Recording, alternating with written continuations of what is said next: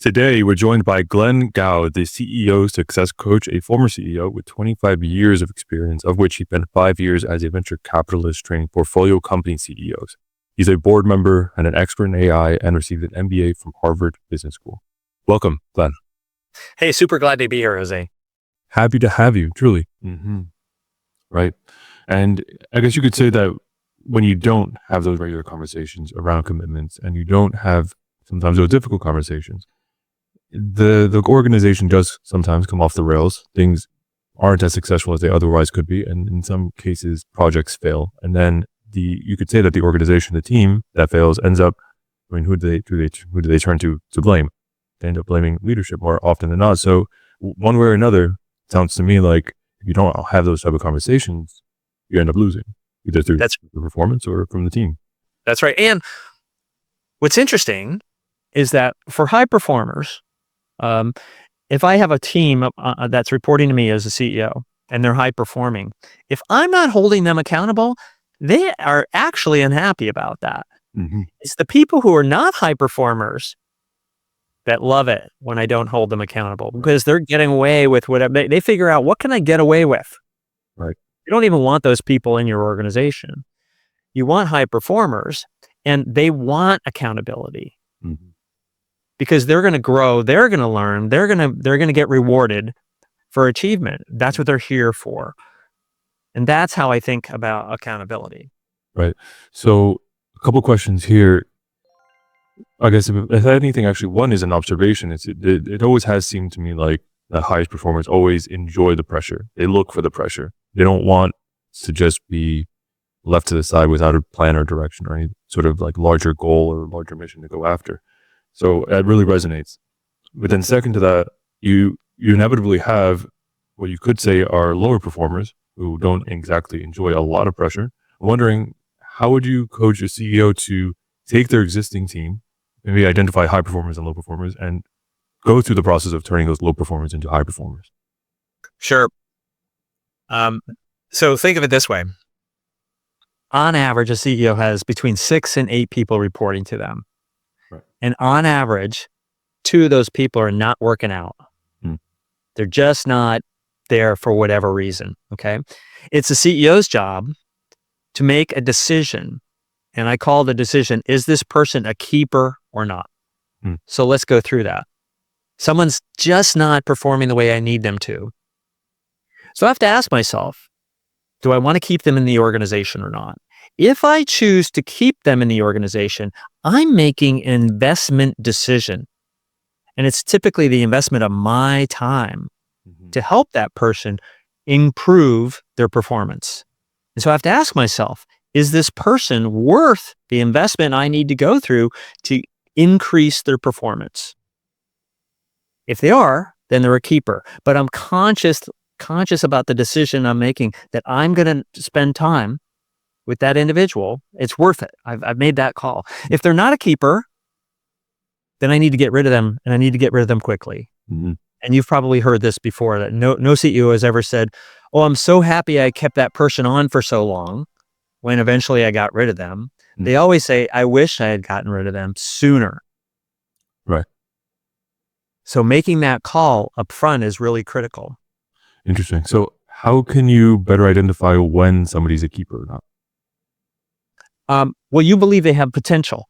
Now, it's a funny thing about the word potential, because it means they're not worth where we want them to be at the moment. Right. Right? So you believe that they bring enough to the party that with just the right amount of coaching or mentoring from you, they can get there quickly. And it has to be quick. Unless you're in a very large company, which most of your listeners probably are not. So if you're in a small, scrappy company, we don't have time for long training situations. We need people who can come in and add value and add sufficient value. And so we have to ask ourselves, how long will it take to get that person up to the level I want them to get to? And then usually set a time frame, whether it's 60 days or 120 days, and you're watching and you're working with them very closely. And if they can't achieve and improve in a certain time frame, then you will shift and say they're not a keeper. Right. What we don't want to do is have no time frame associated with their performance improvement, because then it just drags on, and you as the CEO become dissatisfied and unhappy with their performance and frustrated that you're spending a lot of time and not getting a return on that time. Exactly. Exactly. So one thing that I've heard and I've seen done are essentially these PIPs, performance improvement plans, 90-day intervals. Is that something that I think the listeners should, consider as part of their CEO toolkit? Maybe. So look, more often than not, if you're put on a PIP, Mhm. there's a 90% chance you're not going to survive in that company. Mm. And so it's a sign. And sometimes it's used as a sign saying, hey, Jose, we're going to put you on this PIP, and we're not confident you can get there. Maybe you can surprise us. Okay. But Mm. we do that to reduce the friction of exit. Okay. We don't want people suing us when we let them go. We want to make sure we've handled the paperwork appropriately and people are not unhappy. That's often why you do that.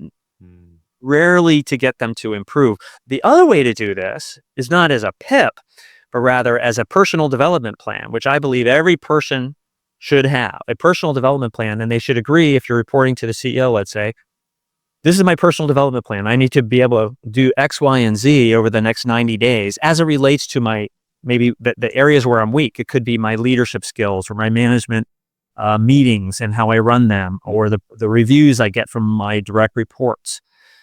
So we want to be clear about that. And it's not a PIP, it's continual improvement. I like that approach a lot better. Interesting. Interesting.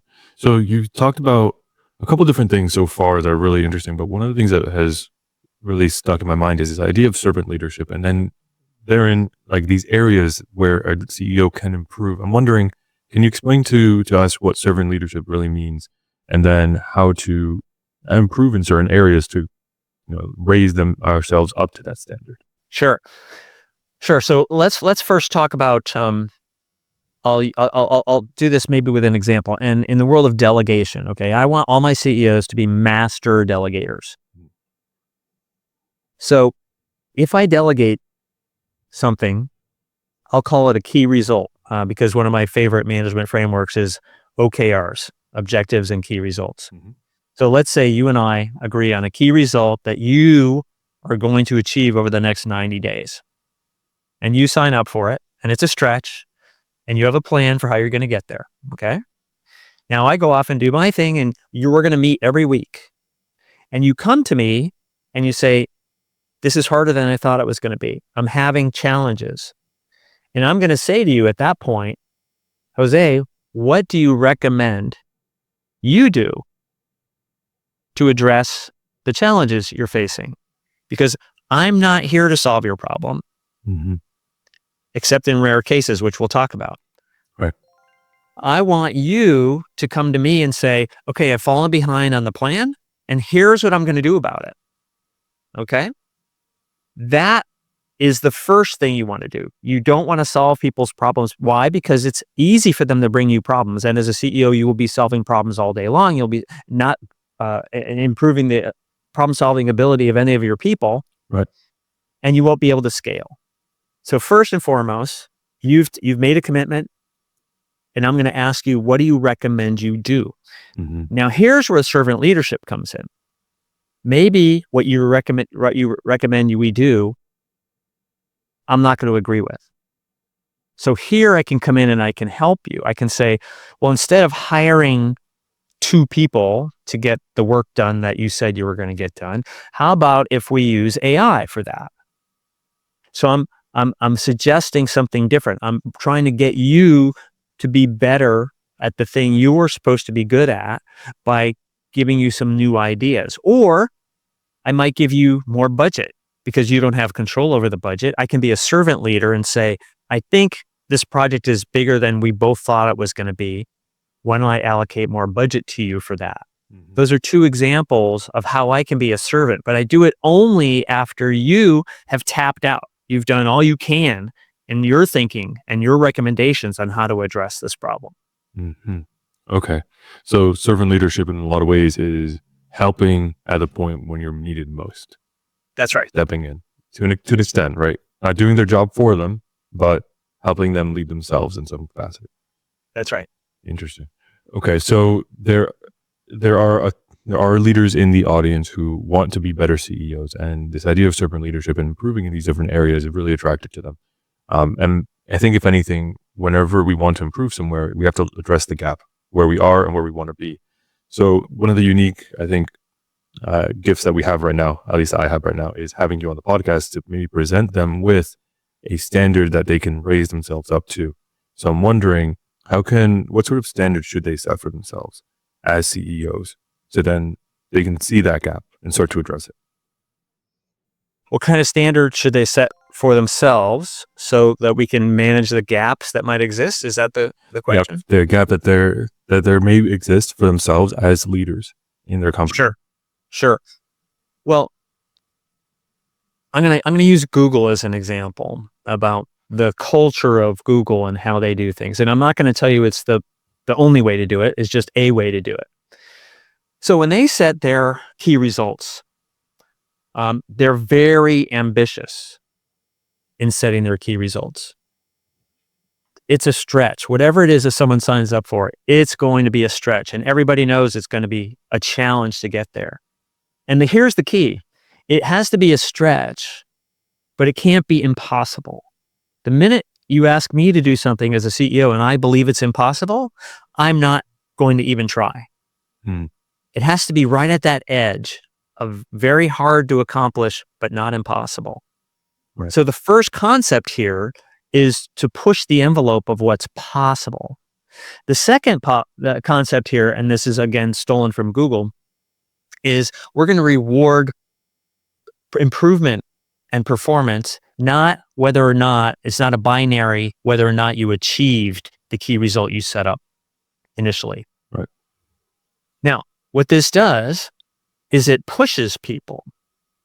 And it also opens up this reward mechanism to say, hey, if I got 80% of the way there and I was talking to, if I'm doing it for myself or one of my direct reports, if I got 80% of the way there and I know I gave it my best shot and I made improvements that I wouldn't have made otherwise, I thought outside the box, I was creative, I made something happen that wouldn't have happened had I not really pushed the envelope, I want to get rewarded for that. Now, if I'm a direct report, it's the CEO's job to reward them for that. If you're a CEO, you have to reward yourself because you know what? As a CEO, that's one of the downsides. People don't reward you. The board would look at what you're doing and say, well, Glenn, you didn't achieve the goal. So, why would we reward you? And so an important element that a CEO is their own worst critic in almost all cases. It's very important. They step back every once in a while and say, I did something amazing there. Maybe I didn't get all the way there, but I made this company a better company as a result of my efforts. And I should recognize and acknowledge myself. Now, I'm one of the few people in the world who will acknowledge the good work of a CEO. That's part of my job, is to help them get that acknowledgement. But it's also, I'm not always there. And so I teach CEOs that don't be so hard on yourself. If you've actually done something that you wouldn't have been able to do because you hadn't pushed yourself as hard as you did, then acknowledge yourself. Take some time off. Take your family out to dinner. Do something to acknowledge, hey, you know what? I'm pretty good at what I do, and I did something that I'm proud of.